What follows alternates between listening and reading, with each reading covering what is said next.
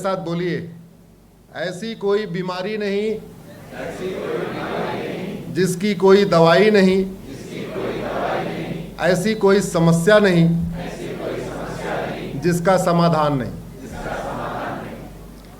दुनिया में ऐसी कोई बीमारी नहीं है जिसका इलाज नहीं है, और दुनिया में ऐसी कोई समस्या नहीं है जिसका इलाज नहीं है। जो समस्याएं भारत में हैं, ये विश्वव्यापी समस्या नहीं है, ये पूरी दुनिया में समस्या नहीं है। भारत में घुसपैठ होती है, चीन में तो नहीं होती है, इसका मतलब वर्ल्ड वाइड प्रॉब्लम तो नहीं है। भारत में लोग 18-18 बच्चे पैदा करते हैं, चीन में केवल 2 ही करते हैं, इसका मतलब इसका भी इलाज है। भारत में ड्रग स्मगलिंग है, सिंगापुर में तो नहीं है, इसका मतलब ड्रग स्मगलिंग का भी इलाज है। भारत में लेखपाल भी घूस लेता है, पटवारी भी घूस लेता है, हवलदार भी लेता है, थानेदार भी लेता है, तहसीलदार भी लेता है, पेशकार भी लेता है। जापान में तो नहीं लेता, इसका मतलब घूसखोरी विश्वव्यापी समस्या नहीं है। भारत में मिलावटखोरी है, भारत में कालाबाजारी है, भारत में जमाखोरी है, भारत में नशा तस्करी है, भारत में मानव तस्करी है, भारत में घुसपैठ है, भारत में धर्मांतरण है, भारत में जनसंख्या विस्फोट है, भारत में अलगाववाद है, भारत में कट्टरवाद है, भारत में जिहाद है, भारत में मजहबी उन्माद है, भारत में पत्थरबाजी है, सब कुछ है भारत में। इसमें ये सारी समस्याएं क्या पूरी दुनिया में है क्या? तो अगर बीमारी ठीक नहीं हो रही है तो 2 ही कारण है, या तो डॉक्टर गड़बड़ है या तो दवा गड़बड़ है। बड़ी सीधी सी बात। बीमारी ठीक नहीं होने का मतलब या तो डॉक्टर गड़बड़ है या तो दवा गड़बड़ है। लेकिन सच्चाई यह है कि डॉक्टर से बीमारी का रिलेशन नहीं है। बीमारी डॉक्टर ठीक नहीं करता, बीमारी दवा ठीक करती है। बीमारी इंजेक्शन से ठीक होती है, बढ़िया दवाई से ठीक होती है, बढ़िया इंजेक्शन से ठीक होता है, बढ़िया वैक्सीन से ठीक होती है, डॉक्टर से नहीं। डॉक्टर थोड़ी शरीर के अंदर जाता है, अंदर के अंदर इंजेक्शन जाता है, वैक्सीन जाती है, टैबलेट जाती है, सिरप जाता है, कैप्सूल जाता है। तो इसका मतलब अगर टैबलेट ठीक हो जाए, सिरप ठीक हो जाए, इंजेक्शन ठीक हो जाए, कैप्सूल ठीक हो जाए, तो बीमारी ठीक हो जाएगी। अच्छा, ड्राइवर बहुत अच्छा हो लेकिन गाड़ी खराब हो, यात्रा सुरक्षित हो सकती है क्या? जोर से बोलिए सर। अगले 1 घंटे तक ऐसे ही बोलना है, एक तरफा कुछ नहीं होगा, लगातार आपको बोलते रहना है।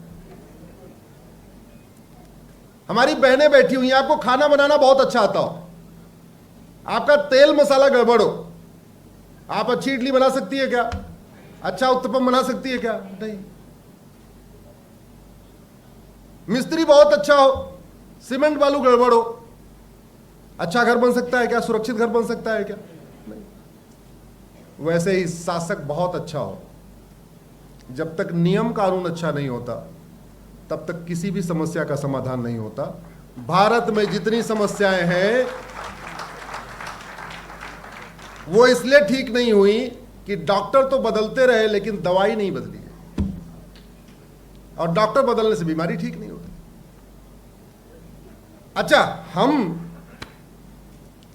हम लोग कितने सेल्फिश हैं। क्योंकि ये वीडियो लगभग 4-5 करोड़ लोगों तक पहुंचेगा, इसलिए इसको अपने ऊपर मत लीजिएगा, आप लोग इससे एग्जेम्प्टेड है।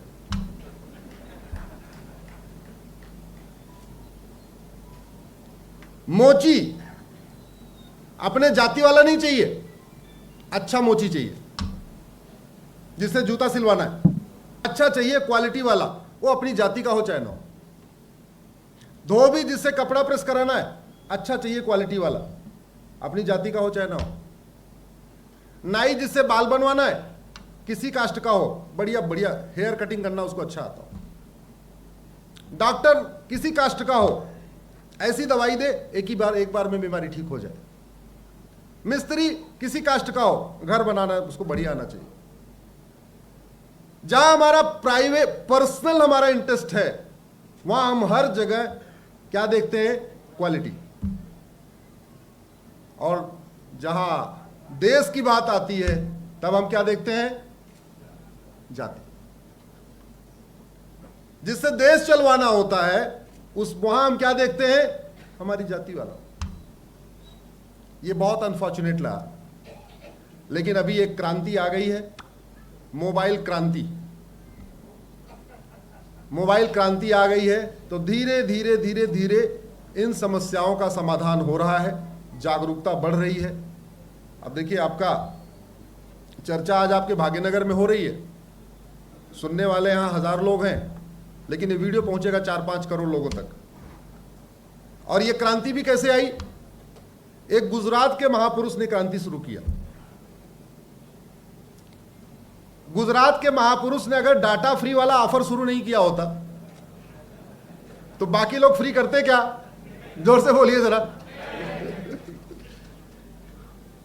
जब एक ने डाटा फ्री किया तो बाकी ऑपरेटर ने भी डाटा फ्री कर दिया। भाई 300 रुपए का 1 GB डेटा लेके आप हमको नहीं सुनते। अगर आज हम आप एक दूसरे से कनेक्टेड हैं तो उसका मूल कारण क्या है? Data free. ये डाटा फ्री भगवान का वरदान है, ये भी भगवान राम का वरदान है। ये सबके पाखंड को एकदम एक्सपोज करता जा रहा है। जितने लोगों के पाखंड है, वो कैसा भी पाखंड है, सबको धीरे धीरे धीरे एक्सपोज करते जा रहे हैं। जैसे आज यूपी में एक माफिया को दफनाया गया तो 50,000 लोगों की भीड़ इकट्ठा हो गई, तो एक्सपोज हो गए। ऐसी कौन सी सोच है कि माफिया का भी समर्थन करते? तो ये बहुत महत्वपूर्ण एक पिछले 10 साल में हुआ है कि डाटा भी फ्री हो गया है। डाटा फ्री हो गया तो विधायिका भी एक्सपोज हो रही है, कार्यपालिका भी एक्सपोज हो रही है, न्यायपालिका भी एक्सपोज हो रही है। जज कोई उल्टा सीधा काम करते हैं, बाय द वे रात को सुप्रीम कोर्ट खोल देते हैं तो अगले दिन उनके ऊपर लोग टूट पड़ते हैं। और कुछ नहीं तो व्हाट्सएप पे तो टूट ही पड़ते हैं, ट्विटर पे टूट पड़ते हैं, फेसबुक पे टूट पड़ते हैं। ऐसे ही किसी नेता ने कहा कुछ और, किया कुछ और, अगले दिन उसको भी पूरा एकदम। ये बड़ा सही टाइम आ रहा है, इसलिए मैं कहता हूं राम राज्य की शुरुआत हो चुकी है। राम राज्य की शुरुआत हो गई है। राम राज्य में पाखंडियों को तुरंत पकड़ा जाता था, तो आप लोगों ने भी पाखंडियों को पकड़ना शुरू कर दिया।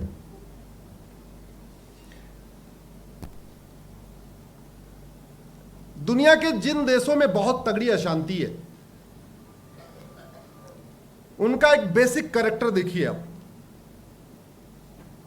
दुर्योधन का ननिहाल गंधार, जहां से माता गांधारी आई थी, शांत समृद्ध खुशहाल था। अभी उसको अफगानिस्तान कहते हैं, अशांत है। राजा भरत का ननिहाल, जहां से माता कैकेयी आई थी, शांत समृद्ध खुशहाल था। आज की डेट में अशांत है, उसको पाकिस्तान कहते हैं। पर्शिया शांत समृद्ध खुशहाल था, आज की डेट में अशांत है, उसको ईरान कहते हैं, जहां 100% पहले पारसी हुआ करते थे। यमन अशांत है, कांगो अशांत है, ईरान अशांत है, इराक अशांत है, सूडान अशांत है, इजिप्ट अशांत है, सीरिया अशांत है, बांग्लादेश अशांत है, फिलीपींस अशांत है, सोमालिया अशांत है, पाकिस्तान अशांत है, नाइजीरिया अशांत है, तजाकिस्तान अशांत है, अफगानिस्तान अशांत है। ये जितने भारत, पूरी दुनिया में देश में अशांति है, अशांत है, इनका एक आप चेक करिए, उनके बीच में कॉमन क्या है? कॉमन क्या है? कॉमन क्या है? कॉमन क्या है?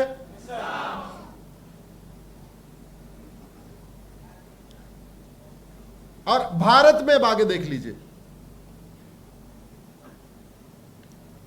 आज की डेट में 9 राज्यों की डेमोग्राफी बदल चुकी है, 200 जिलों की डेमोग्राफी बदल चुकी है, 900 तहसीलों की डेमोग्राफी बदल चली। मेरी एक PIL चल रही है सुप्रीम कोर्ट में, इसी डेमोग्राफी के ऊपर चल रही है।